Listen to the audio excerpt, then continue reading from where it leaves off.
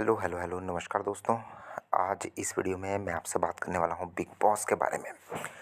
Big boss 18 में weekend का वार जो चल रहा है, संडे वाले दिन क्या-क्या आपको देखने को मिला जो मुझे कुछ इंटरेस्टिंग इसमें लगा वो ये था कि कहीं न कहीं कलर्स टीवी को ये लग रहा है कि विवन अपने शेल में है। मतलब कि विवन को जिस तरीके से विवेन की इमेज शायद घर के बाहर थी, आई थिंक वो इमेज कोई एक लड़ाई झगड़े झगड़े वाली इमेज थी आई थिंक। और उसमें होता ये है कि घर के अंदर विवेन की वो इमेज बिल्कुल भी नहीं देखने को मिलती है। तो यहाँ से एक तो ये हो जाता है कि कलर्स को अब कहीं न कहीं ऐसा लगने लगा है कि विवेन अब इसी तरह से खेलने वाले हैं। नंबर 2 बात, तो यहाँ से तो टीआरपी ले ऊपर उठाना, विवन के सर के ऊपर टीआरपी देना कहीं न कहीं नहीं होने वाला।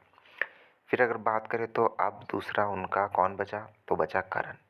तो करण की अगर मैं बात करूँ तो करण घर के अंदर चालाक भी है, गेम भी जानता है और आप कह सकते हैं कि दिमाग से भी उसे पता है कि हाँ, मुझे कहाँ पे क्या चीज़ बोलनी है, कैसे करनी है। हालाँकि एक चीज़ जहाँ पे वो थोड़ा वीक पड़ता है वो उसके रिलेशनशिप रह जाते हैं। और वो भी एक ही उसका रिलेशन है घर के अंदर जो कि है शिल्पा के साथ, जहाँ पे वो वीक पड़ता है। अदरवाइज़ उसकी चुम के साथ अच्छी खासी बनी हुई है स्टार्टिंग से और अभी भी अच्छी खासी है। और शिल्पा के साथ भी थी, लेकिन आई थिंक वो अभी कन्फ्यूजन में है शायद। आई थिंक अभी करणवीर तो अपनी तरफ से बनाने की कोशिश कर रहा है। अब बात करें अगर करणवीर की लड़ाई और झगड़ों की, तो करणवीर ने अपना टारगेट सामने रखा है अविनाश को, जिसके साथ फ्रंट में आकर के वो फिजिकल भी लड़ने की हिम्मत रखता है और अ, उसे लड़ने की मतलब धमकी तक भी दे देता है। और वहीं दूसरे अगर हम बात करें तो वीवन के साथ भी उसका रिश्ता अच्छा नहीं है, लेकिन वीवन के साथ रिश्ता ऐसा है कि मुँह से ही तू-तू मैं-मैं है और पर्सनली एक दूसरे के नहीं जाते हैं। कोशिश करते हैं कि लड़ाई झगड़ा तू-तू मैं-मैं में ही हो, ज़्यादा अगर बात बढ़ती है तो ये दोनों ही चुप हो जाते हैं। फिर अगर बात रही तो और इतने ख़ास कुछ है नहीं। एक अगर स्ट्रॉन्ग कंटेस्टेंट हो सकता था दिग्विजय, लेकिन दिग्विजय ने अपनी गेम अपने हाथों पे, अपने पैरों पे अपने आप ही कुल्हाड़ी मारी है। तो दिग्विजय अब गेम से आई थिंक लॉस्ट ही हो चुका है। तो अब एक और जो अपोज़िशन में बचता है वो है रजत। बट रजत से one on one Karanveer physically मतलब धक्का-मुक्की में नहीं आना चाहता है। लेकिन तू-तू मैं-मैं में वो रजत के साथ ज़बरदस्त तरीके से तू-तू मैं-मैं करना चाहता है। ये मुझे कहीं न कहीं क रजत की तरफ से दिख रहा है कि रजत नहीं करना चाहता है, रजत चाहता है कि जितना मैं इसको फुटेज दूँगा या फिर अगर जितना मैं इससे लड़ूँगा, कहीं न कहीं मुझसे कुछ गलत अगर हो गया, कहीं हाथ उठ गया, धक्का लग गया, कुछ हो गया, तो हो सकता है कि रजत की गेम में फ़र्क पड़े और सिम्पैथी, क्योंकि रजत दिमाग से आई थिंक सबसे तेज़ है घर में। रजत का दिमाग जितनी तेज़ चलता है टोटल अगर घर में सबका दिमाग भी मिला दें तो उतना तेज़ नहीं चलता है।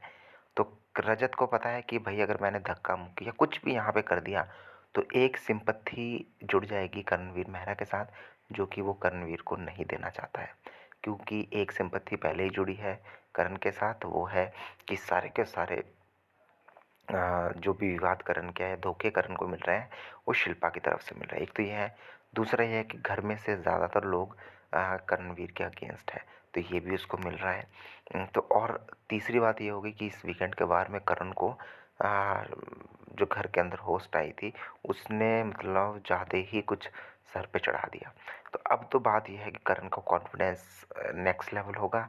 नंबर 2 कि करण को अब फ़र्क नहीं पड़ेगा रजत से या फिर अविनाश से कि वो उसके बारे में क्या बोलते हैं, क्योंकि जितनी पॉजिटिव या जितने गुड वाइब्स अभी होस्ट ने करण को दी है तो उससे कॉन्फिडेंस नेक्स्ट लेवल जा चुका होगा।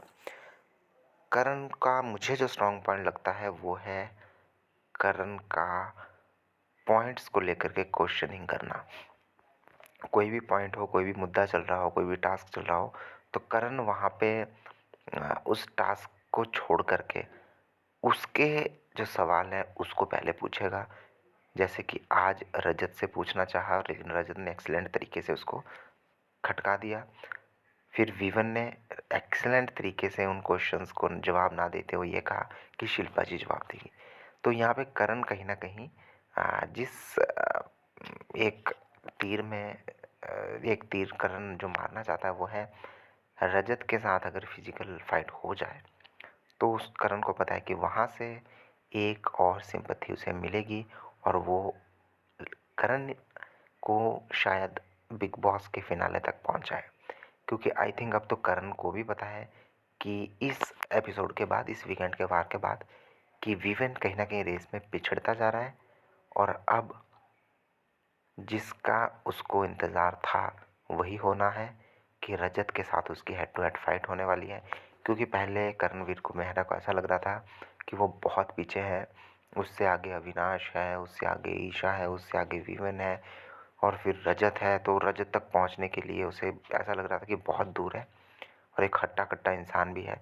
लेकिन अब उसे कहीं न कहीं धीरे-धीरे ये रियलाइज़ हो चुका है इस एपिसोड के बाद कि ईशा कहीं न कहीं है गेम में, लेकिन वीवन पीछे है, अविनाश कहीं न कहीं पीछे है, ईशा भी कहीं न कहीं पीछे है। तो अब हेड टू हेड वो मुझे लगता है आने वाले कुछ समय में फिर से आपको करण का वो रूप देखने को मिला जो 2-3 दिन पहले देखने को मिला था कि आना मार इसे, आना मार मुझे, मैं यहीं खड़ा हूँ, आ मार। तो वो वाला रूप आपको फिर से देखने को मिलेगा क्योंकि वो पूरे कोई भी मौका शायद करण नहीं छोड़ेगा इस समय कि रजत को उकसाए और रजत कुछ ऐसी बातें बोले, मुँह से बोले या फिर हाथ उठाए जिससे रजत गलत दिखे और सिंपैथी करण के साथ जाए। तो मुझे तो ऐसा लग रहा है। और कंटेस्टेंट की अगर मैं बात करूँ, चुम होगी, श्रुतिका होगी, इनका भी घर के अंदर थोड़ा बहुत चलता है, लेकिन वो कहीं न कहीं मुझे फ्रंट लाइट में नहीं दिखती हैं। और जो भी फ्रंट लाइट में अभी है रजत, तो ऑब्वियसली अभी अगर मैं टॉप की लिस्ट बनाऊँ, टॉप 4, टॉप 5 की, तो आई थिंक रजत अभी भी बहुत बहुत आगे है। और उसका एक ही कारण लगता है कि रजत ने शो के अंदर जिगरा दिखाया है, स्मार्टली खेला है और जब उसे लगा है तब रिश्ते भी उसके अच्छे थे। चाहे फिर हाल ही फिलहाल में जो माइंड कोच है उनकी पत्नी जो है उसके साथ हो, या फिर अभी अभी उसके जो समीकरण घर के अंदर चलते हैं, समीकरण की चर्चा होती है, चाहे वो हो। तो रजत कहीं न कहीं अभी काफ़ी आगे है, लेकिन मुझे लगता है कि जो अब रिप्लेस कर चुका है वीवन और अविनाश को वो है करण। और फिर कहीं न कहीं वीवन और फिर मुझे लगता है ईशा, फिर अविनाश, और इस तरीके से लिस्ट जाती हुई दिखाई दे रही है। आपको मुझे क्या कहना है कमेंट बॉक्स में लिख के बताएं शो के बारे में। आपको क्या लगता है वो भी कमेंट बॉक्स में लिख के बताएं। रजत को हराना आसान नहीं होगा, बहुत शातिर है, दिमाग से तेज है।